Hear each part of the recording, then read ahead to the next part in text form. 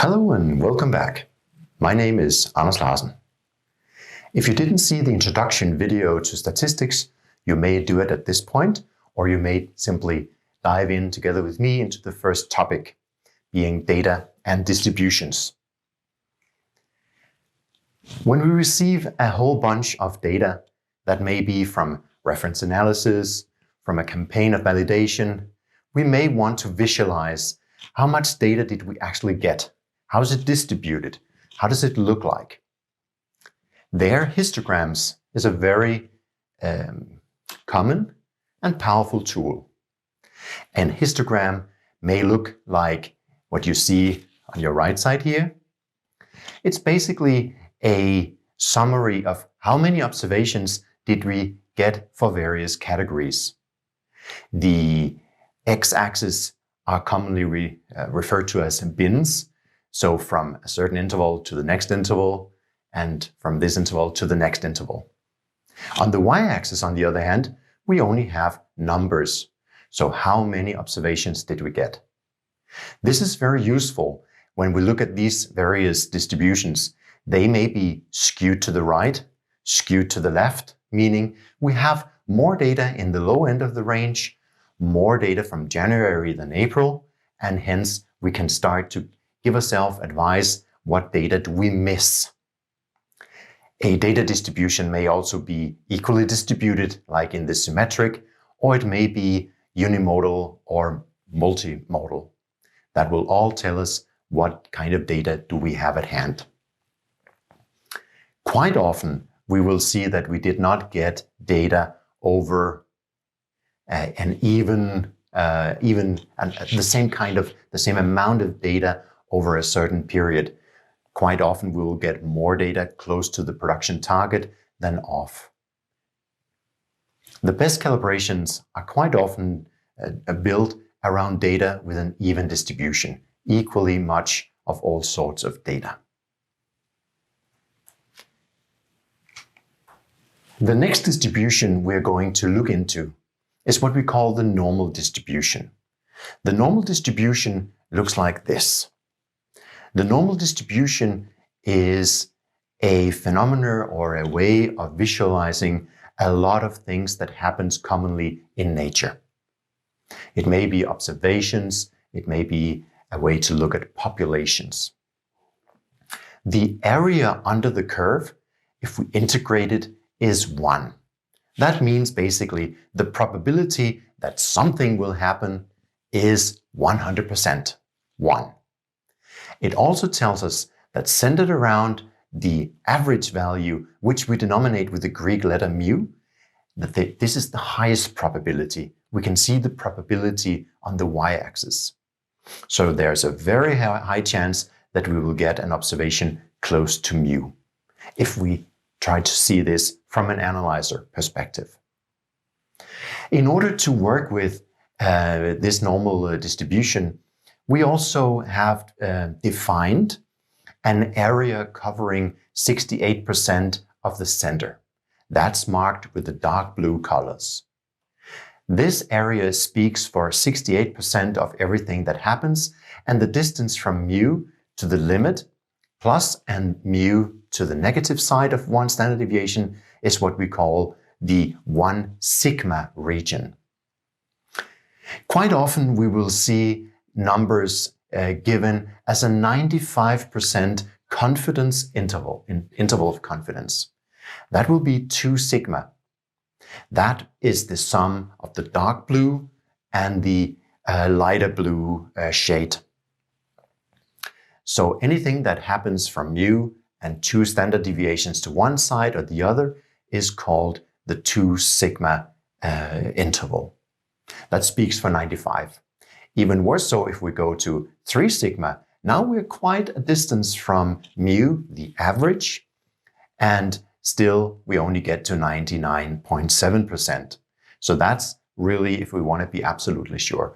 But things that are normally distributed, we have to accept there is also a tiny little tail speaking for roughly 0.1 some %, which are the oddball observation. Those are the observations that is typically cut away, but we may not do that. In order to define observations as a true normal distribution, we have to accept that there are oddballs around. If we try to look at a slightly more practical example, let's look at a box of apples for starters. The box of apples contains 100 apples. They are clearly not the same size. Here, if we calculated a histogram, it would look a little ugly because we would only have 100 observations, but if we counted into the thousands with very small variations, we would get to a normal distribution. The label on the box of apples says 65 millimeters, 1 sigma equals 2 millimeter. That will classically be seen as statistical rubbish, but it's very, very clear. Obviously, all the apples are not identical, but we have to describe them in some way. If it says mu equals 65 millimeters, you can count on that all the apples are 65 millimeters on average. When 1 sigma is 2 millimeters, it means 68% of all the apples, that will be 68 apples, will be somewhere between 63 and 67. 65 plus and minus 1 sigma. Even worse so, if we look at the lighter blue area, there will be 27 apples that will be more than 2, less than 4 millimeters away from the average. And then, even much more so, there will be the very ugly apples, if they pass quality test and is a true population. There will be some very small apples and some very big ones. And there are even the minor things where things will be more than 6 or 8 millimeters away from normal. This translates into analytical results as well. An analyzer may have an SEP, standard error of prediction, of 0.1.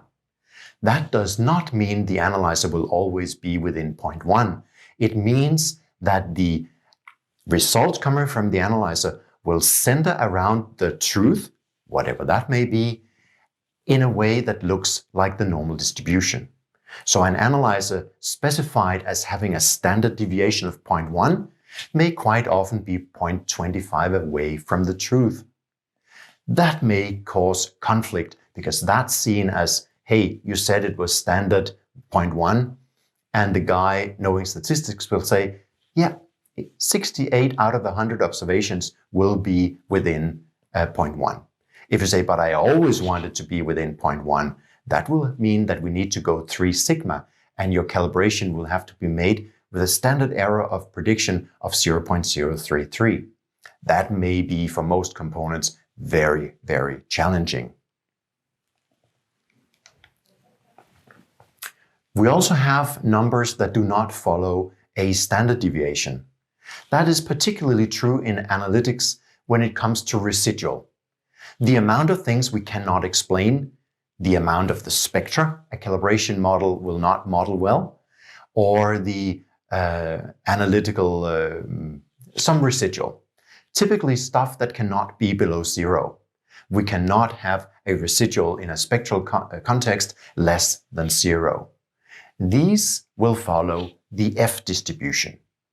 The F distribution will have a very hard backend, typically 0. Then it will rise and a fall fade out. Again, we have observation distance residual on the x-axis, and we have probability chance on the y-axis. This means that we have a very near 0 probability that we have nothing left that we can't explain. There's a very high probability that there will be a little tiny thing left that's marked by the top point of this, and then it fades out. There's a lower and lower probability that there will be a lot left. Again, the area under this curve is 1. There's a 100% chance that there is something left. But with the F distribution, we can start to compare how much could be modeled in the modeling and how much could be modeled in the validation. When we ratio these two, we get the F ratio, and an F ratio of 1 means that the data in validation is distributed in the same way as when we calibrate it. That's typically seen as a health sign. That was a quick introduction to data and distributions. There are not many conclusions. There's merely an introduction to standard deviation and F ratio, the words we may see when we see outputs from an analyzer or a software. In the next video, I will cover terminology used to explain the behavior of analyzers. I hope to see you there. Thank you.